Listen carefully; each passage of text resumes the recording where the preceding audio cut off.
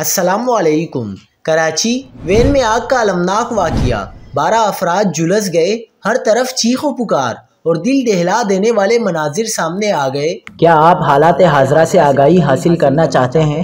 خبر کے پیچھے چھپے اصل حقائق جاننا چاہتے ہیں تو ابھی سبسکرائب کیجئے جلمل پاکستان کو اور ساتھ ہی گھنٹی کے نشان پر کلک کر دیں۔ آپ کو بتاتے چلیں کہ کراچی کے علاقے لانڈی کے قریب بھینس کالونی کے موڑ پر ایک دل دہلا دینے والا واقعہ پیش آیا۔ ایک ہائی ایس وین جو حال ہی میں گیس بھروانے کے بعد کھڑی تھی، اچانک شعلوں کی لپیٹ میں آ گئی۔ لمحوں میں آگ اتنی شدید ہو گئی کہ وین میں موجود افراد بے بس ہو گئے۔ ریسکیو حکام کے مطابق یہ حادثہ اس وقت پیش آیا جب متاثرہ گاڑی ٹنڈو محمد خان سے واپس کراچی آ رہی تھی۔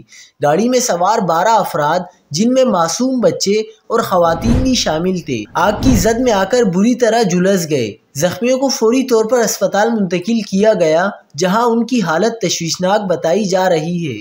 فائر بریگیڈ کی ٹیم نے جائے وقوع پر پہنچ کر آگ بجھانے کی کوشش کی لیکن وین مکمل طور پر خاکستر ہو چکی تھی۔ حیرت انگیز طور پر گاڑی میں موجود گیس سلنڈر محفوظ حالت میں پایا گیا۔